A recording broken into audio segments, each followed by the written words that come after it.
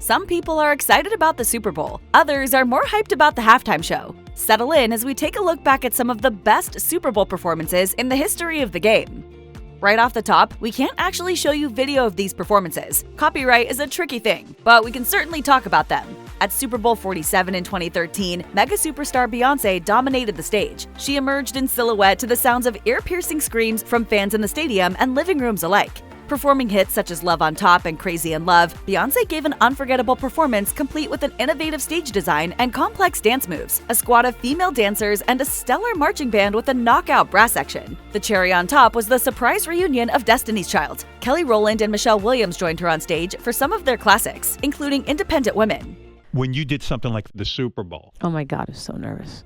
Madonna made her entrance into Super Bowl 46 on a golden throne, in keeping with the theme of her then-upcoming album, MDNA. But she didn't perform alone. She brought along an eclectic cheerleading squad, which included other big-name performers like LMFAO, Nicki Minaj and MIA, and CeeLo Green. Madonna performed her massive hit Vogue before LMFAO joined in for a party rock anthem / Sexy and I Know It's Been set to her 2000 hit music. One of the highlights of her performance came when MIA and Minaj joined her for their single, Give Me All Your Lovin'. It's right in front of you, now tell me what you think. Among the most talked about moments included Madonna's near fall thanks to her high-heeled boots, as well as MIA flashing a swift middle finger, for which the FCC later sued her. The performance concluded with Madonna's hit Like a Prayer, backed by CeeLo Green and a full-on choir.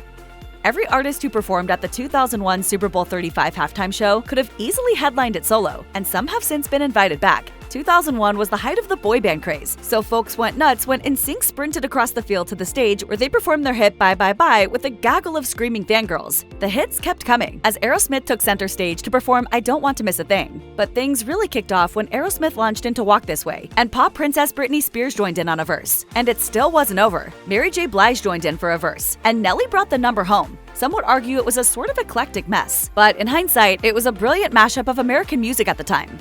In 2004, music icon Janet Jackson headlined the Super Bowl 38 halftime show with a dazzling performance and her signature Jackson moves. Pop darling Jessica Simpson introduced the show as the University of Houston marching band played Outkast's The Way You Move. Then Jackson took center stage to perform her hit All For You. The now-disgraced P. Diddy then joined in to rap a few lines right before Nelly took the stage for Hot in Here. The performance continued to turn up the heat with Kid Rock making an appearance. Jackson then returned to the spotlight to perform her iconic Rhythm Nation, with the University of Houston's drumline bringing the beat home. What do you have planned specifically? Can you get into that? Any surprises? There's a special guest. Can't tell you who. Unfortunately, Jackson's performance will mostly be remembered for what happened when Justin Timberlake joined her on stage for Rock Your Body. Whether or not it was a miscalculation, Timberlake pulled off a piece of Jackson's top, a moment that became infamously known as the wardrobe malfunction. The FCC fined host network CBS, but Jackson took the brunt of the backlash. Was it an accident? Was it planned? Was it a stunt? Was it publicity? We never got a clear answer from Justin. Jackson was blacklisted by Viacom, lost millions in endorsement deals, and was uninvited to the Grammys. For his part, though, Timberlake, who actually exposed Jackson, seemed unapologetic and suffered few, if any, consequences. We love giving y'all something to talk about. When it was announced that Usher would be headlining the Super Bowl 58 halftime show, fans of the R&B legend knew he would deliver. He used his 15 minutes to croon and move his way through his iconic 90s and aughts discography. Caught Up, Love in This Club, and Yeah were on the set list, as were Confessions, My Boo, OMG, and Turned Down for What, thanks to cameos from Jermaine Dupri, Alicia Keys, will.i.am, Lil Jon, and Ludacris. The show was pure nostalgia, with Usher giving his fans exactly what they wanted. As if he weren't busy enough, Usher got married and performed at the Super Bowl on the same day. The game was played in Las Vegas, so he and then-fiancée Jennifer Goycochea wed in a drive-thru ceremony just before he took the stage. Lady Gaga's Super Bowl 51 halftime performance in 2017 was one of the most successful halftime shows of recent years, with 117.5 million viewers tuning in to watch. The pop singer opened her 13-minute set by jumping from the roof of Houston's NRG Stadium. She performed an array of her hits, including Bad Romance, Poker Face, and Just Dance. Styled in custom Versace, including a Swarovski crystal-laden leotard and bedazzled jacket, she moved across the stage with powerful and enigmatic energy, accompanied by her always stunning vocals. She even took a moment to slow down the vibe with her piano ballad, Million Reasons, before amping the energy back up to 11. Latina powerhouses Jennifer Lopez and Shakira got loud for the crowd in Miami, Florida during their performance at 2020's Super Bowl 54. During their 15-minute set, Lopez and Shakira proudly celebrated their Latin roots and American pride through song and dance. Lopez told Apple Music, "Getting to perform with Shakira was a beautiful thing because it was like we're both moms and both Latinas. Like, not exactly what you would expect at the Super Bowl halftime show." The 2022 Super Bowl 56 halftime show, which took place at the SoFi Stadium in California, made history by setting up rap and hip-hop as the main event. Dr. Dre performed West Coast-style hits, with Snoop Dogg joining in for the iconic California Love. Meanwhile, hip-hop legend Mary J. Blige returned to the Super Bowl stage for her hit Family Affair. Kendrick Lamar performed his hit All Right to the sounds of cheering fans and audience members. Then rap god Eminem made sure that everyone, NFL, FCC, and the audience, got his message. At the end of his single Lose Yourself, he took a knee in defiant solidarity with NFL quarterback Colin Kaepernick. This performance was so iconic that it was the first Super Bowl halftime show to win an Emmy for Outstanding Variety Special.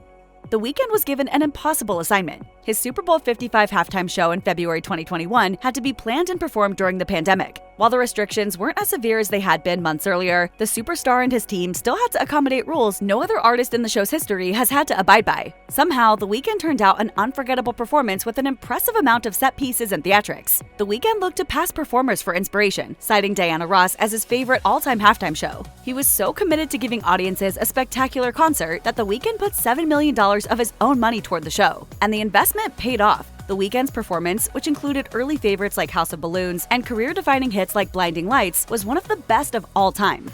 Over a decade before his sister took the Super Bowl halftime stage, King of Pop Michael Jackson changed the show for good. Before his iconic Super Bowl 28 halftime performance in 1993, the show was typically kind of a bust. The halftime show as we know today couldn't have been possible without Jackson's game-changing performance. At the absolute height of his career, Jackson agreed to perform live hits such as Billie Jean, Black or White, We Are the World, and Heal the World. His iconic performance opened with Jackson standing at attention for 2 minutes straight and exploded from there. Just about everything Rihanna does is iconic, and her Super Bowl 57 halftime show was no exception. The Barbados native started her 2023 set with Bitch Better Have My Money, while suspended on a platform flanked by dancers. Riri wore all red while her backup dancers were in all white. Rihanna, never having been known to incorporate much dancing into her performances, left that task up to her supporting cast, but she proved that she doesn't need to dance to put on a good show. The performance was carried by the star's charisma, energy, and raw vocal talent. The Grammy winner also proved how timeless her discography is, since it had been nearly 8 years since she'd released a new album prior to her performance. Rihanna's Super Bowl set became even more memorable because she revealed that she was pregnant while on stage. Later, she explained that her pregnancy announcement wasn't planned, but that day, she wasn't able to zip up her jumpsuit. She explained to Access Hollywood, "It had to be what it had to be."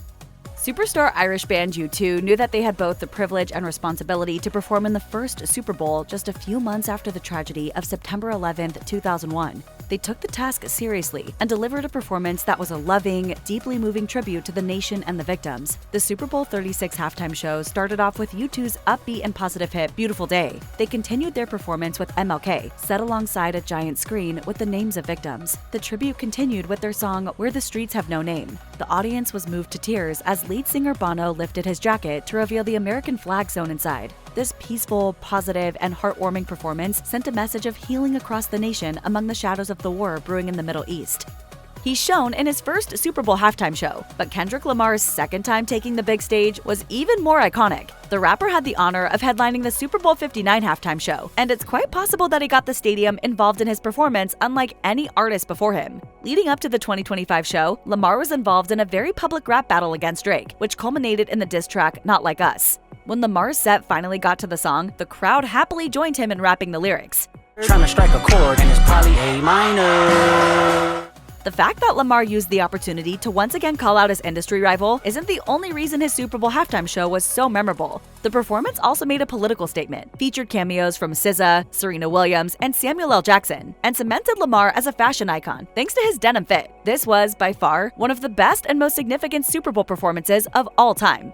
It should come as no surprise that we saved the best for last. 3 short years after the controversy that surrounded the 2004 Super Bowl halftime show, audience members wondered if the NFL was going to choose another safe bet for the live show. It was an awesome surprise when Prince was chosen to headline Super Bowl 41. As always, Prince bent his guitar to his will and hit vocal highs with ease and precision. He performed hits like 1999 and Let's Go Crazy, but he also included other iconic songs such as Proud Mary and All Along the Watchtower in his set. His ability to transition seamlessly from genre to genre and artist to artist while still keeping his signature guitar groove is one of many reasons why he tops most, if not all, of the greatest ever halftime show lists. To the delight of his fans across the nation, Prince also performed hits like Purple Rain, which turned the audience into putty, and he did it all during a torrential downpour.